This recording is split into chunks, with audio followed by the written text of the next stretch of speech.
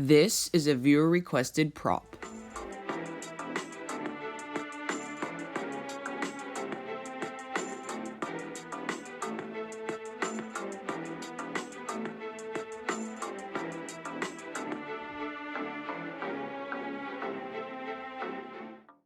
Hello, and welcome to my channel.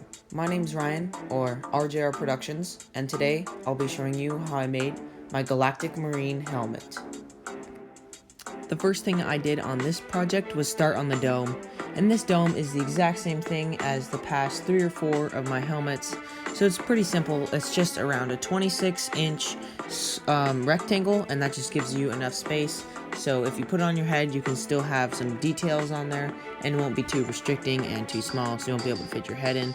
And then it's just a bar over the top and a bar over the side. Both of them are about 1.5 inches to 2 inches wide. After I had the base frame done, then I started working on the frame that goes around the bottom edge, a little outward lip, and it goes out kind of at an angle, so I just put pieces of cardboard on and I glued them on. And then I cut them down to about 4 to 4.5 inches long, and I just cut it to make it angle in. This portion of the helmet will be red and the faceplate will be white. So now that I have most of the red portion done, I started working on the faceplate. So I just took a piece of cardboard and I traced out the shape that it would have when it would sit inside that edge. And then I just cut that out with my X-Acto knife, and I also traced out the shape of the eye holes. It's basically the same as a snow trooper. And then once I had the eye holes cut out, I cut out those little side scoop details on the outsides. And then I just trimmed the edges just a little bit. And once I was happy with the rough shape of the faceplate, I just glued in some panels to cover up the back side of those side scoops. And then I just did a test fit, and I was really happy with it. Then I just added a little bit more to the bottom of it, just to give it a little bit of form when you put the t-shirt fabric over it. You could go without this, but it just gives it a little bit more shape. And if you don't do this, then it might look a little weird. So now that I have the base of this whole dome piece done, the top of the helmet, the only thing left on this piece is to fill in the dome. The reason why I'm keeping these separate is that these two are completely different colors, but right now I'm giving a pretty good look at what this is going to look like. So it's a little flat from the side, so what I'm going to do is add just a little bulge where the nose would be. And I think that will give the t-shirt fabric that I put over this a nicer look once it's finished. So for that curvature piece that would act as a little nose bridge, I just took 2 pieces of cardboard and I angled them together so they would have a nice shape that would be flat on the edges, and then it would curve in over the nose, and then it would curve down over the top. But the curve would be more drastic at the bottom rather than the top.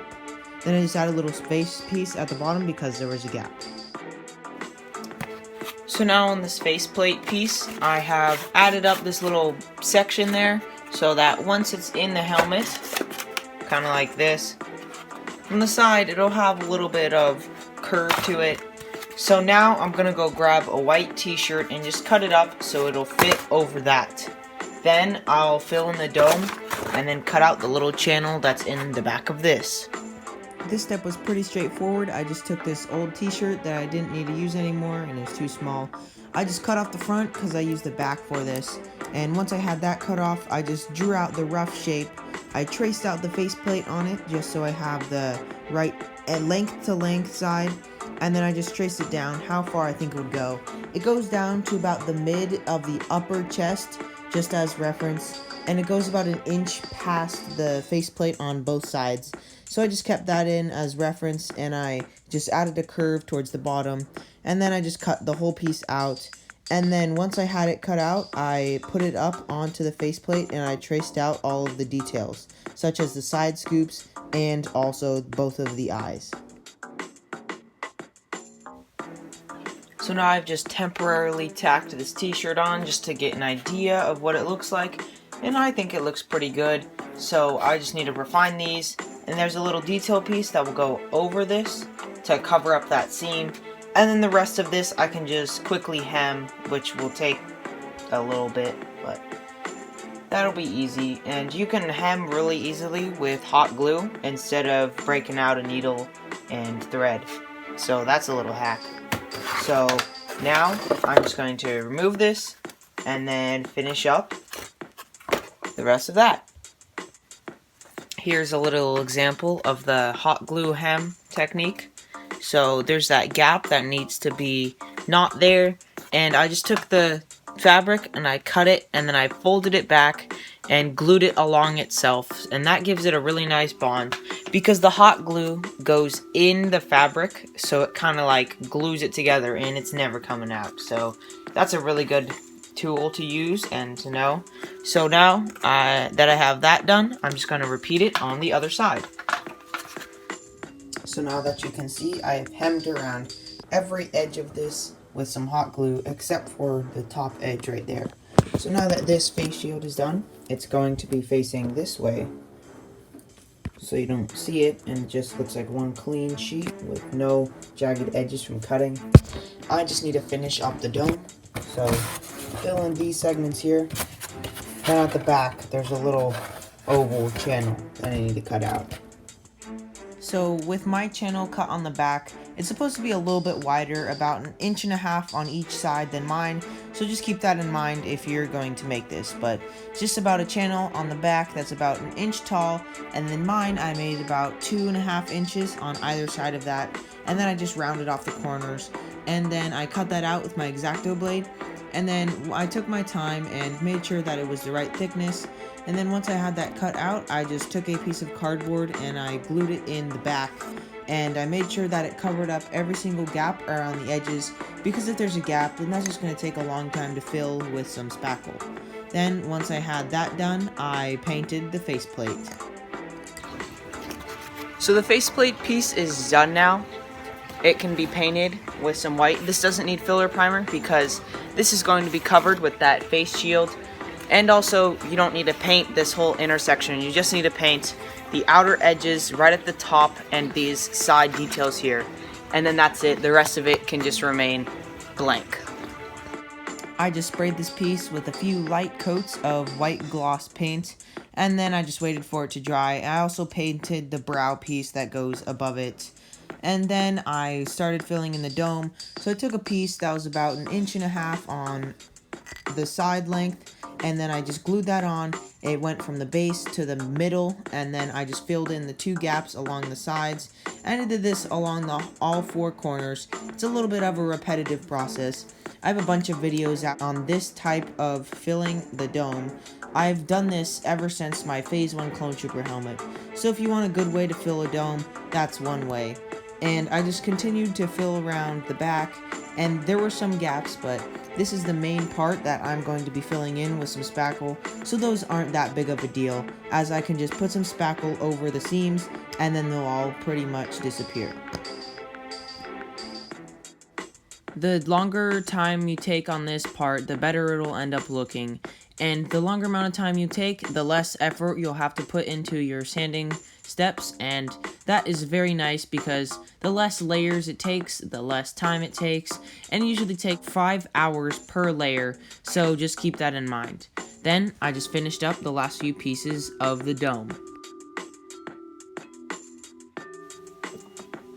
Now that the whole dome is nice and filled in, this piece is also done with that channel in the back as well. So now I'm going to go outside and spackle over all of these gaps in the dome and all of these vertical lines running throughout the whole piece. Then after that is done, I can sand it, then prime it with some filler primer. Then after that, this piece is going to be painted colonial red. Spackling is a pretty simple process, and it's also pretty easy to go overkill on this step.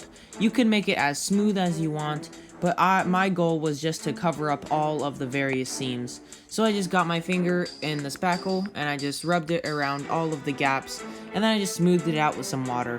You don't have to smooth it out with some water, it just cuts in half the time that you'll need to do while sanding, which is pretty nice because that's the most boring part for me.